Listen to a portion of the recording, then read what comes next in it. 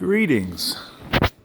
My name is James with Eaterhoff Microphones, and I'm going to talk to you today about how to use these EA7 microphones in a very fun and special way for live. These particular ones are omnidirectional.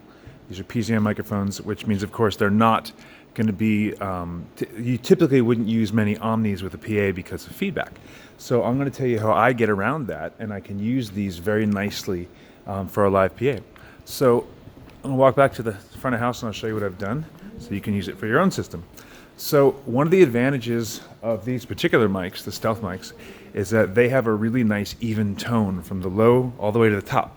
And what that means is whatever the PA in the house, whatever frequencies are too much for the house and things like that, will probably want to come out of the microphones also. So what I find is those feedback frequencies are also usually good for helping shape the tone anyway, because if a frequency is going to feed back, it probably would have been good to turn it down anyway. So there's still a combination. So I'm going to show you first the EQ. This is the one I use for Naturally 7. I move it around each day. Typically, I have, these are somewhat normal for me, because I don't need the full top for their voices. So I usually bring it down, and what ends up happening is again, I don't need as much at the bottom, so I have a high pass at 167. That moves. I go as low as 100. Sometimes I go higher. It just depends on the house on the day, and if there's any low end issues, and also how much with the chorus or voices you're doing, how much low end you want. And you want to, whatever console you're using, you want to use an EQ, parametric ideally, that has as many cuts as possible. I only have 4, but I just kind of get it to work. Here's another really important thing. You need to know, coming close here, you need to know wherever your PA is going to be. So my PA, usually the home spot is -15, so I want that locked in there, and I want the actual mod, the actual fader for my stealth here, to be, there's no A in there, but it's in there. See, it's over here. Stealth. I want that fader to also be at 0. And the reason I'm doing that is because I'm going to do all of my checking on here, all of my feedback checking with the gain. The reason I do that is because once I get the maximum, the nice volume and tone that I want from the microphones, I find out exactly how far I can go and know I'm safe from feedback. I want that to be very returnable. So whatever happens, I know where my 0 is. I can push a little maybe, but I know where that 0 is, so I know where my safe spot is. So now once I've done that, I'm going to go here, and this is my general feedback prevention procedure. So I'm going to do this with one spot. I'm going to turn up this gain, and it's important while you're turning up the gain, I have to have my other hand on this fader, because if the feedback starts to take off, it's important to be able to compensate for it. So I'll go up here, and I'm going to turn these stealth mics on, first of all. All right, so I have another VCA, but it's again 0, 0, 0. And that's just for my particular setup, because I'm doing the switches very fast. I go from full everything to just the Eaterhoff microphones. So here's my gain, and I'm going to hold this at 0. And I'm going to turn this up until I start to hear some feedback. Yeah, that one's quite high, right? So there's a high one in there that I want to grab. So now I'm going to turn it back a little bit, switch my left hand to this fader. I'm going to go here, and I'm going to go into a very thin stripe. I'm going to go into the plus and find that frequency by moving around. And sometimes I'll use the fine to get really, so I find the exact spot. Once I find it, I'm going to be very quick to that other knob. Go a little bit higher, a little lower there, and that's the one I want, and I turn that one down. And so, again, I have the hand over here sometimes, but I want to always have a hand on a gain so I can change it very quickly so it doesn't explode, especially if other people are around. But basically, now I've gotten a little more volume out of them, and so basically now I know that they're safe in that range. And of course, another thing I would say is that sometimes I'll do a couple, like I already have some of my stripes in here.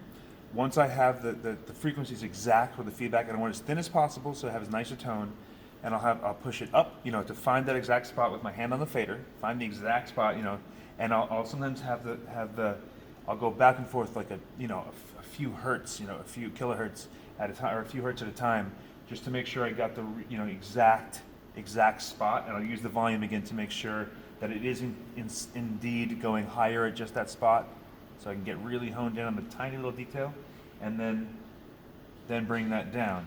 And the other thing is, once I have these frequencies for feedback, when I'm listening to Natural 7, or in your case, a choir, or any other thing you're doing with these microphones, sometimes near the feedback frequency, there'll just be some other tones we don't want.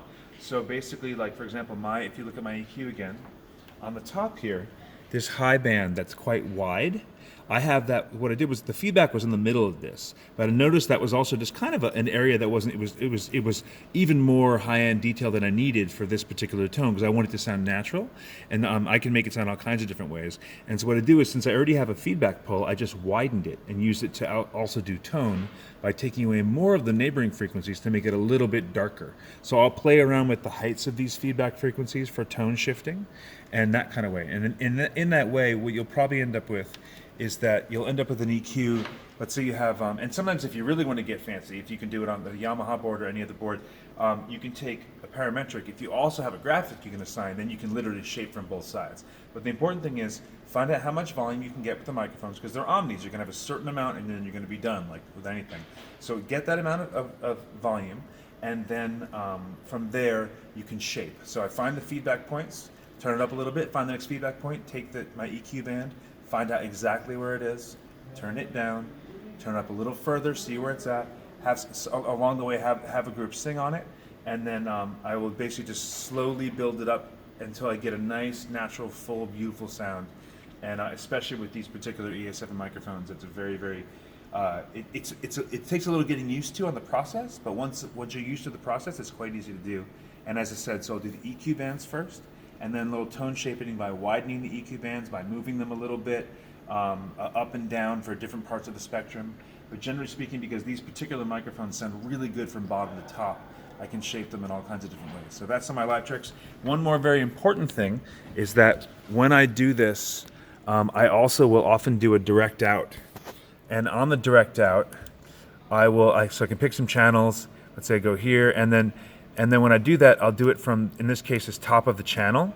And then, so basically I want to get a direct out from these microphones, not for my show tonight, but if you want to, a direct out from these microphones, all the EQing that I've done for the system for it to be safe from feedback and to tone shape for that particular day, I want to record these microphones with none of that. So I want to have a direct out that comes early in the chain, before any of the EQ, before any of the stuff. And you can do this all different kinds of ways with different consoles, and you can contact Andreas or myself if you need some help with it.